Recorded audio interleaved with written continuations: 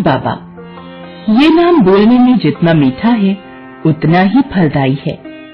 साईं बाबा के आज दुनिया में अनेकों भक्त हैं जो ये मानते हैं कि साईं बाबा को जब भी पुकारो वो दौड़े चले आते हैं।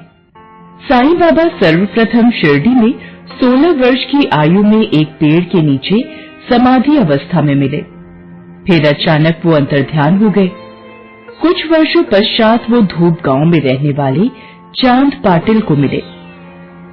चांद पाटिल की घोड़ी कहीं खो गई थी, वो उसे ढूंढ रहा था। इसे ढूंढ रहे हो चांद पाटिल? आप मेरा नाम कैसे जानते हो बाबा? और पता नहीं मेरी घोड़ी कहाँ खो गई है। बहुत ढूंढा पर मिली नहीं, पर वो तो सामने चुपचाप हरी हरी घास का सेवन कर रही है। बाबा, आपने तो मेरी मुश्किल ही आसान कर दी। मेरी घोड़ी मुझे मिल गई। मैं आपकी सेवा करना चाहता हूँ। मेरे बेटे की बारात शिरडी जा रही है, आप भी हमारे साथ शिरडी चलिए।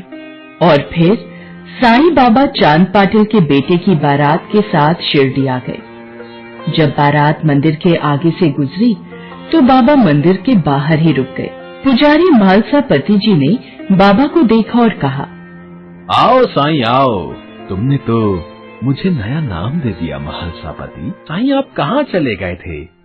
अब आप यही शिरडी में रहकर इस धरती को पावन कीजिए। हाँ, जैसी तुम सबकी इच्छा।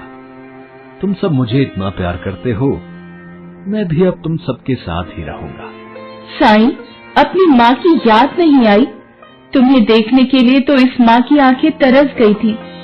अब मुझे छोड़कर मत जाना साईं। माँ, मैं वादा करता हूँ अब इस शिरडी को छोड़कर कभी नहीं जाऊंगा। और फिर साईं बाबा उस दिन से शिरडी की द्वारका माई मस्जिद में रहने लगे। साईं बाबा जब से शिरडी में आए थे वो रोजाना शाम होते ही एक छोटा सा बर्तन लेकर किसी भी तेल बेचने वाले दुकानदार की दुकान पर चले जाते और रात को मस्जिद में चिराग जलाने के लिए थोड़ा सा तेल मांगकर लाया करते थे। शिरडी गांव का एक पंडित साईं बाबा से चिढ़ता था और शिरडी वासियों से साईं बाबा की निंदा करता था। साईं बाबा की निंदा करने पर पंडित जी को बड़ा आत्मसंतोष प्राप्त होता था। कुछ दुकानदार ऐसे भी थे जो पंडित की हाँ में हाँ मिलाते थे। दीपावली से एक दिन पहले तेल बेचने वाले दुकानदार शाम को आरती के समय मंदिर पहुंचे तो पंडित दुकानदारों से बोला, देखो भाइयों, कल दीपावली है और शास्त्रों में लिखा है कि दीपावली के दिन जिस घर में अंधेरा रहता है वहाँ लक्ष्मी नहीं आती और जो भी लक्ष्मी का थोड़ा बहुत अंश उस घर में होता है वो भी चला जाता है। सुनो, ये साईं, ये जो शिरडी में भगवान बना फिरता है और लोगों को बेवकूफ बनाता है, इससे पीछा छुड़ाने का एक ही तरीका है।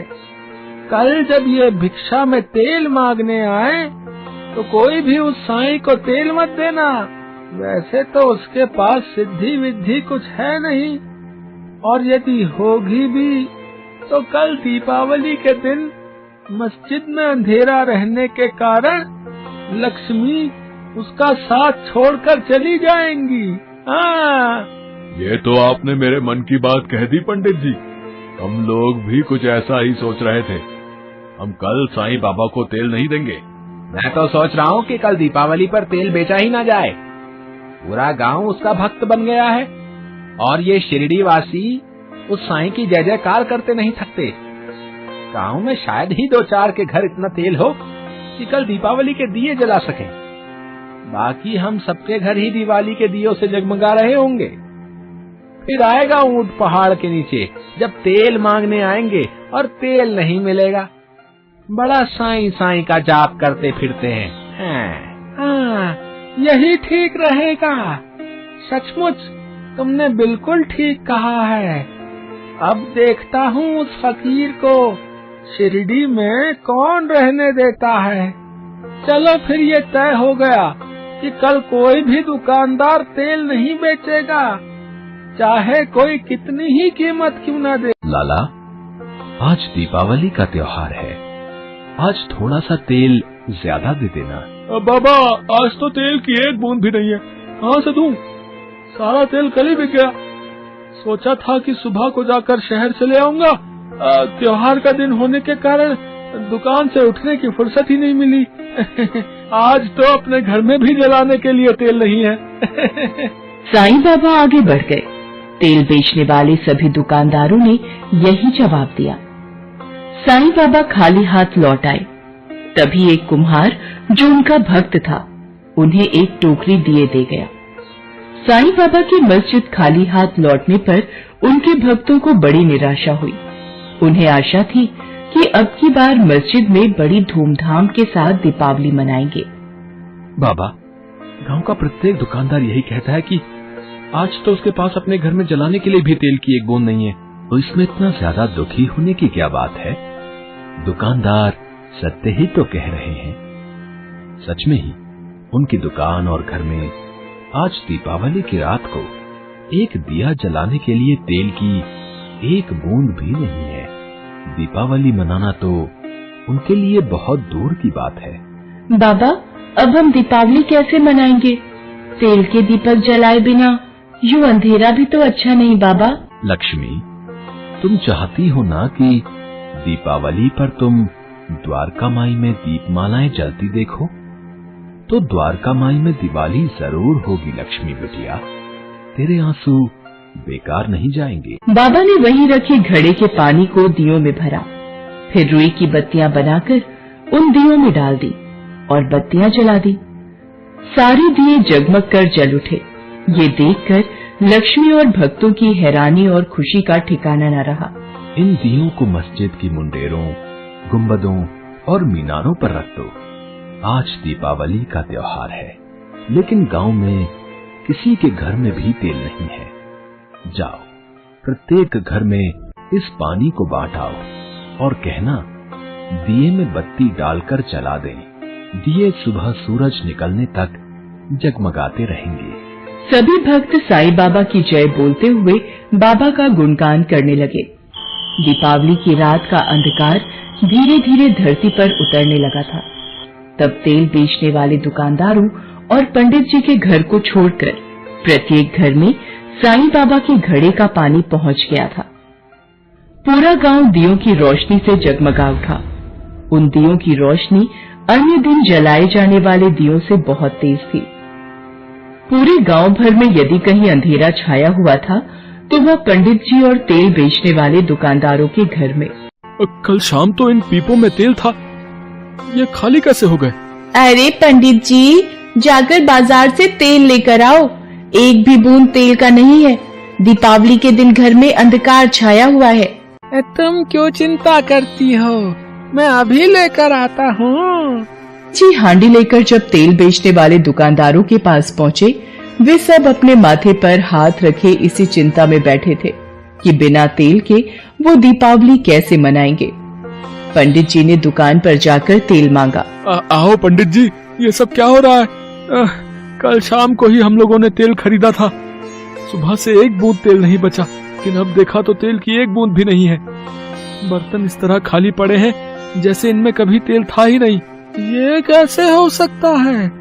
अरे पूरा गांव रोशनी से जगमगा रहा है, केवल हम सबके घर में ही अंधेरा छाया हुआ है। पंडित जी, हम तुम्हारे बहकावे में आ गए और साईं बाबा को झूठ बोल दिया। हमने साईं बाबा को तेल देने से मना कर दिया। ये उसी भूल का परिणाम है। साईं बाबा की शक्ति देखो, आज द्वारका माई, मस्जिद और बाबा के सच्चे भक्तों के घर, आज द्वारका माई, मस्जिद और बाबा के सच्चे भक्तों के घर पानी के दिए भी जगमगा रहे हैं और हम धूर्त लोगों के घर में अंधेरा है। चलो हम सब बाबा के पास चलकर उनसे माफी मांगते हैं। फिर सभी दुकानदार साईं बाबा के पास जाकर उनके चरणों में झुककर उनसे माफी मांगते हैं। बाबा, हम आपकी महिमा को नहीं समझ पाए, हमें क्षमा कर दो बाबा। हम लोगों से बहुत बड़ा अपराध हुआ है, हमने आपसे झूठ बोला था। गलती इंसान से ही होती है। आज तुम्हें अपनी गलती का एहसास हो गया, फिर कोई अपराध कैसा? मैंने तो तुम्हें कब का माफ कर दिया। ये लो, ये घड़े का पानी लो और अपने घर में दीपक जलाकर माँ लक्ष्मी का स्वागत करो। आप धन्य हो साईं, आपकी जय हो। बोलो साईनाथ महाराज की जय।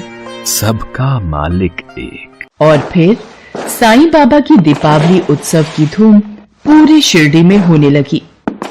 कई वर्षों तक बाबा शिरडी में ही रहकर भक्तों को ज्ञान का प्रकाश फैलाते रहे।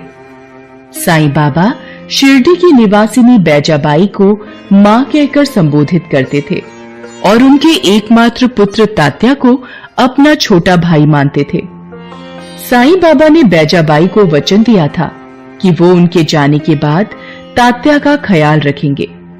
साईं बाबा ने तात्या की मृत्यु को टालने के लिए उसे जीवन दान देने का निर्णय ले लिया और साईं की कृपा से तात्या बच गया और उसकी जगह अपने वचनों के अनुरूप 27 सितंबर 1918 विजयादशमी के दिन दोपहर 2:30 बजे तात्या के स्थान पर साईं बाबा शरीर रूपी चोले का त्याग कर महासमाधि में लीन